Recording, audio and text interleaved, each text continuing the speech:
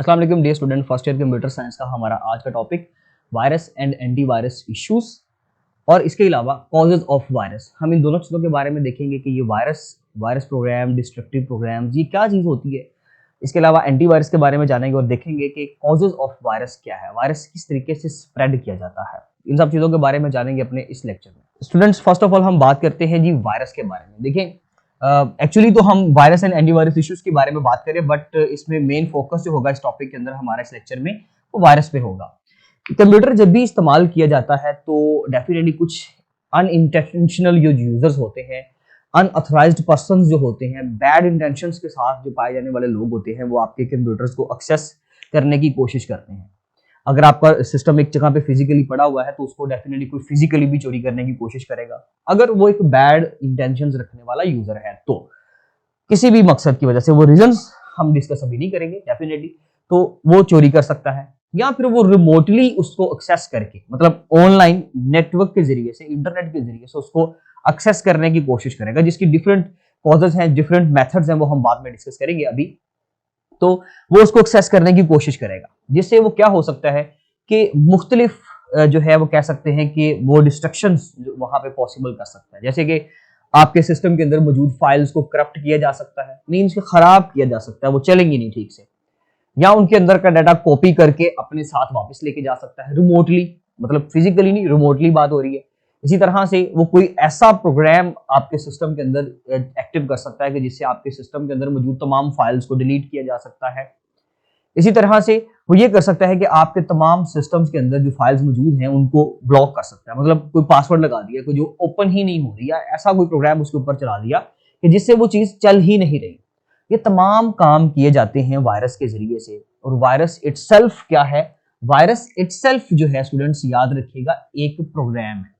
जैसे हमने डेफिनेशन पढ़ी हुई है जी, program is a set of instruction that is given to computer to perform a specific task. एक स्पेसिफिक टास्क परफॉर्म करने के लिए हम एक प्रोग्राम बनाते हैं। तो भाई वायरस भी एक प्रोग्राम है जिसकी फाइल के अंदर कुछ इस तरह की इंस्ट्रक्शंस लिखी होती हैं कि जो नेगेटिव या बैड इंस्ट्रक्शंस कहलाती हैं, जो किसी भी चीज को खराब करने के लिए इस्तेमाल की जाती है। और मेथड ये होता है कि आपके सिस्टम के अंदर मौजूद फाइल्स को क्या किया जाता है, उनके साथ ये प्रोग्राम्स को अटैच कर लिया जाता है। यानी कि ये वायरस है ना, तो इस वायरस को आपके पास सिस्टम में सपोज एक फाइल मौजूद है जी AB, वो आपने AB फाइल नेट से डाउनलोड की या आपको ईमेल आया कि किसी भी तरीके से आपके सिस्टम में मौजूद हुई, वो हम अभी उसके बारे में बात कर रहे हैं। तो उस फाइल के साथ वायरस को, उस फाइल को, वायरस प्रोग्राम को अटैच कर दिया जाता है। अब डेफिनेटली जैसे ही आप इस फाइल को, इस AB फाइल को जब आप अपने सिस्टम के अंदर लोड करोगे, इसके अंदर अपने सिस्टम के अंदर आप इसको एग्जीक्यूट करोगे, अपने कंप्यूटर के अंदर आप उसको, आप कह सकते हैं जी, प्रोसेसिंग में लेकर आएंगे, तो डेफिनेटली साथ में क्या होगा स्टूडेंट्स, तो ये वायरस प्रोग्राम भी तो एक्टिव हो जाएगा ना।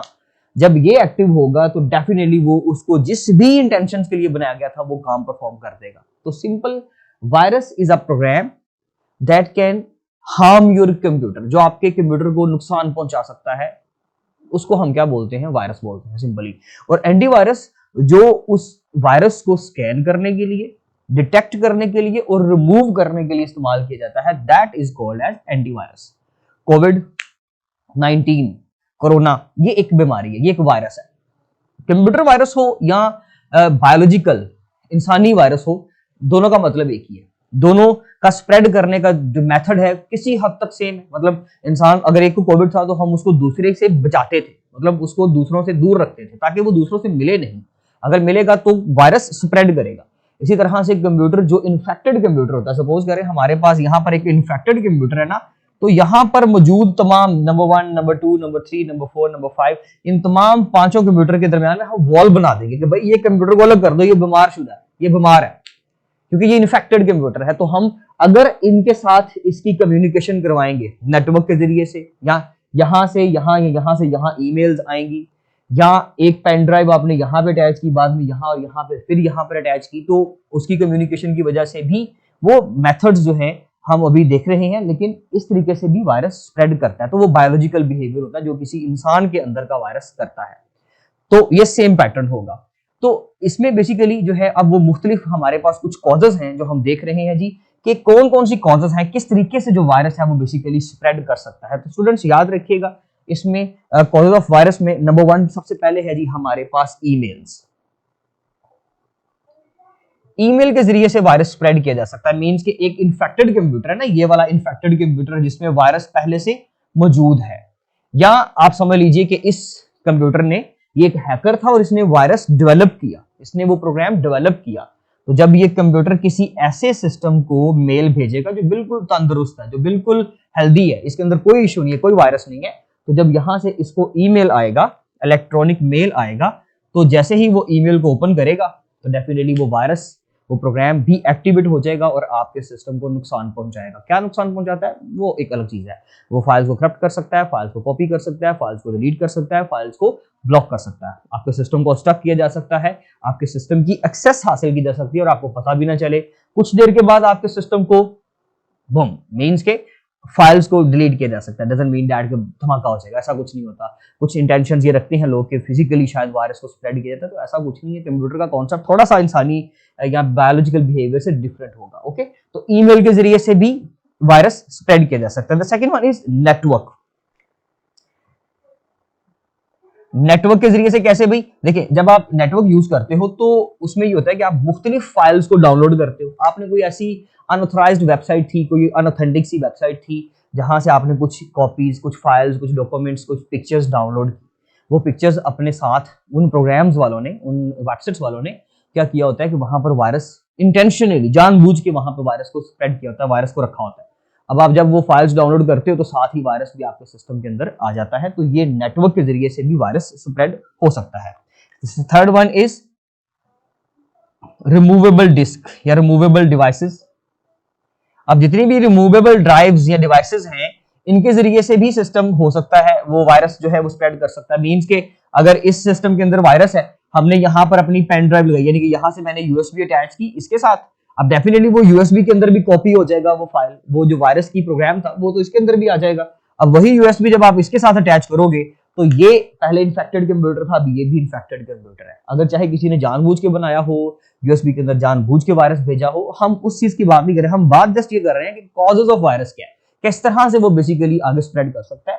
तो USB, floppy disk, hard disk, memory card, card readers, इन तमाम चीजों की वजह से भी जो है वो एक वायरस स्प्रेड कर सकता है। And the last one is pirated software. The most important point याद रखिएगा स्टूडेंट्स, पायरेटेड सॉफ्टवेयर, ये एक इंपॉर्टेंट लॉन्ग होगा इस चैप्टर का।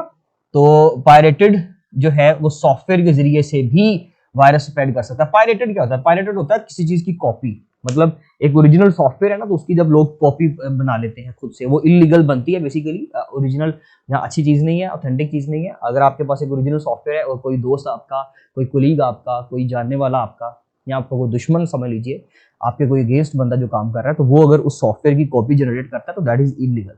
वो इलीगल है, वो सही नहीं है। तो उस सॉफ्टवेयर को, जो पायरेटेड सॉफ्टवेयर होता है, जो कॉपीड सॉफ्टवेयर होता है, उनको पायरेटेड कहते हैं। पायरेटेड सॉफ्टवेयर में लोगों ने जानबूझ के वायरस को साथ में अटैच किया होता है। हम वो सॉफ्टवेयर, क्योंकि हमें तो फ्री मिल रहे होते हैं, तो हम फ्री हासिल करने के चक्कर में वायरस को भी साथ में तोहफे के तौर पे ले आते हैं, जिसकी वजह से हमारे सिस्टम में वो स्प्रेड कर जाता है। मींस के जब हम किसी अनऑथराइज्ड वेबसाइट से अगर कोई सॉफ्टवेयर परचेज करते हैं, सॉफ्टवेयर लेते हैं, चाहे वो कम पैसों में मिल रहा है या बिल्कुल फ्री मिल रहा है, तो हम जब वो सॉफ्टवेयर डाउनलोड करेंगे पायरेटेड सॉफ्टवेयर को, साथ ही वायरस भी आ जाएगा और वो वायरस हमारे सिस्टम को नुकसान पहुंचाएगा। तो ये कुछ हमारे पास रीजंस या कॉजेज हैं ऑफ वायरस की, जिस तरीके से वो स्प्रेड करता है। और हमने इसमें देखा कि वायरस और एंटीवायरस क्या चीजें होती है। इंशाल्लाह अपने नेक्स्ट लेक्चर में हम कुछ टाइप्स ऑफ वायरस के बारे में डिस्कस करेंगे। तब तक के लिए अल्लाह हाफिज।